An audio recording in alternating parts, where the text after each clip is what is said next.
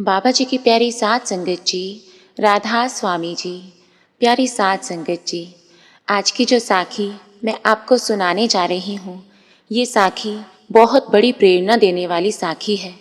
साखी सुनकर आप हैरान रह जाएंगे कि कर्म किस तरह अपना हिसाब लेने आता है। साध संगत जी, साखी बहुत ही प्यारी है, तो कृपया इसे पूरा सुने जी। संगत जी, एक बार की बात है, एक गांव में एक किसान रहता था। किसान का एक छोटा सा खेत था जिसमें वो हल चलाकर अपना गुजारा करता था। उस किसान के पास एक ही बैल था। एक बार जानवरों में कोई बीमारी फैली जिसके कारण उसका बैल मर गया। किसान ने गांव के साहूकार से पैसे उधार लेकर एक बड़ा ही हट्टा कट्टा बैल खरीदा, लेकिन दुर्भाग्यवश वो बैल अड़ियल निकला। वो बैल थोड़ी दूर चलता और बैठ जाता। किसान उसकी इस आदत से बहुत परेशान हो गया। किसान उस बैल को डंडे से बहुत मारता था और कई बार तो उसको खाना भी नहीं देता था, लेकिन उसके बाद भी बैल की आदत नहीं बदली।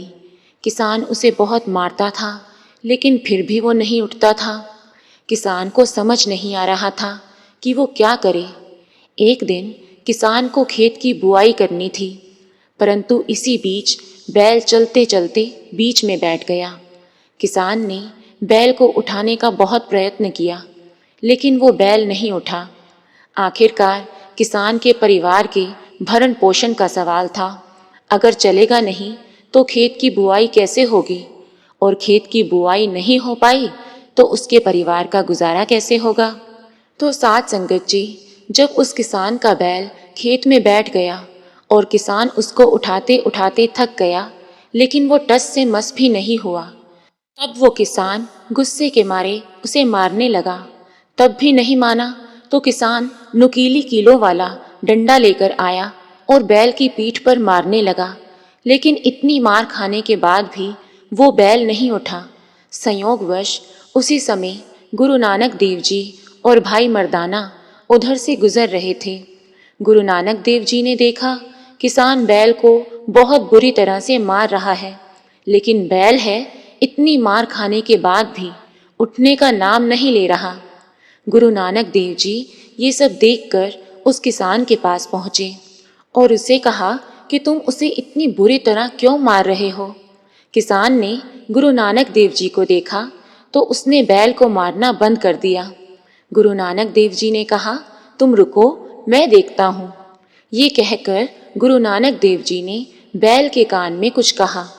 जैसे ही गुरु नानक देव जी पीछे हटे, वो बैल एकदम से खड़ा हो गया और चलने के लिए तैयार हो गया।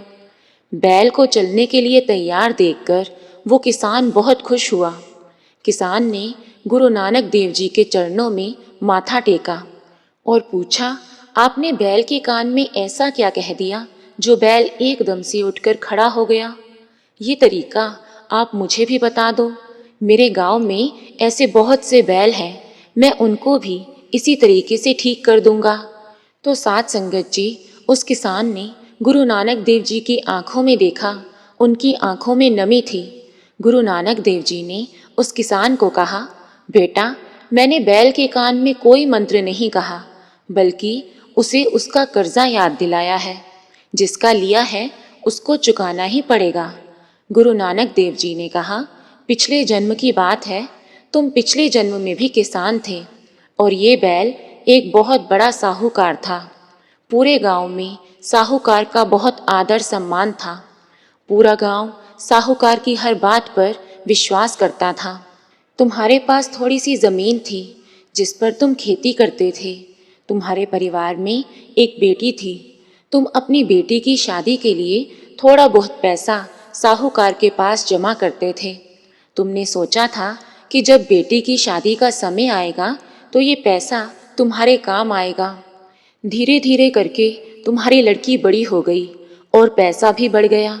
लड़की का विवाह तय होने के बाद तुम अपना पैसा लेने के लिए साहूकार के पास पहुँचे। तुमने साहूकार से अपना पैसा वापस मांगा और कहा, मैंने अपनी बेटी का विवाह पास के गांव में एक अच्छे घर में तय कर दिया है। इसलिए अब मुझे पैसे की ज़रूरत है। तुम्हारे पैसे ज़्यादा हो गए थे, इसलिए पैसा देखकर साहूकार की नीयत खराब हो गई और उसने पैसा देने से इनकार कर दिया। तुमने साहूकार के आगे बहुत विनती की, लेकिन उसने तुम्हें डांट फटकार कर वहाँ से भगा दिया। तुम दुखी मन से घर वापस आ गए। तुमने गांव के लोगों से भी बात की, लेकिन किसी ने भी तुम्हारी बात पर विश्वास नहीं किया, क्योंकि सभी लोग साहूकार को बहुत मानते थे। उनको ये भी विश्वास था कि तुम्हारे पास इतने पैसे कहाँ से आ सकते हैं, इसलिए तुम्हारी गांव में एक ना चली। तुमने तो किसी न किसी तरह से कर्ज लेकर अपनी बेटी का विवाह कर दिया, लेकिन साहूकार अपने कर्मों की वजह से बैल की योनि में आ गया और तुम इस जन्म में फिर से किसान बन गए। साहूकार ने पिछले जन्म में बेईमानी करके खूब धन जुटाया था, मेहनत तो कुछ की नहीं थी, उल्टा पाप और चढ़ा लिया था। उसी के कारण साहूकार को बैल की योनि में आना पड़ा। पिछले जन्म में साहूकार ने बिना मेहनत किए खाया था, इसलिए बैल बनकर भी मेहनत नहीं करना चाहता था। इसलिए वो बार बार बैठ जाता है, तुम्हारी गालियाँ और मार खाता है। यही सृष्टि का कभी ना बदलने वाला नियम है। जिसका लिया है उसको तो देना ही पड़ेगा, चाहे राजी खुशी से या फिर मार खाकर। यही दुनिया का सत्य है। गुरु नानक देव जी ने कहा, बेटा, मैंने तो इसका पूर्व जन्म याद दिलाते हुए सिर्फ इतना ही कहा था, चुकाना तो है ही, फिर अपमान सहकर और मार खाकर ही क्यों? अगर चुकाना ही है तो राजी खुशी से चुका दो। साध संगत जी, इस साखी का मतलब ये है कि मनुष्य का अत्यधिक लालच और बेईमानी ही मनुष्य के पतन का कारण बनती है। सुख की इच्छा रखने वाले व्यक्ति को चाहिए कि वो जैसे अपने आप को सुखी देखना चाहता है, वैसे ही दूसरों के बारे में भी सोचे। अगर हम आज किसी को दुख देते हैं तो वो एक ना एक दिन खुद चुकाना ही पड़ेगा। साथ संगत जी, कर्म एक ऐसी चीज है जिससे कोई भी भाग नहीं सकता। कर्मों का फल तो एक ना एक दिन चुकाना ही पड़ता है। आज हम किसी को दुख देकर ये सोचते हैं कि हमें कोई नहीं देख रहा, तो ये हमारी सबसे बड़ी भूल है, क्योंकि ऊपर वाले की लाठी में आवाज नहीं होती, लेकिन पड़ती जरूर है। इसलिए जीवन में कोई भी काम करने से पहले 1000 बार सोचना चाहिए कि ये सही है या गलत, क्योंकि जो कुछ भी हम आज करेंगे वो हमें सोच समेत वापस करना पड़ेगा। इसलिए साथ संगत जी, परमात्मा ने जो हमें ये जीवन दिया है उसे हमें दूसरों की सेवा और भलाई के कामों में लगाना चाहिए और परमात्मा की भक्ति करनी चाहिए। इससे हमें जो खुशी मिलेगी वो दुनिया की सारी दौलत से भी बड़ी होगी।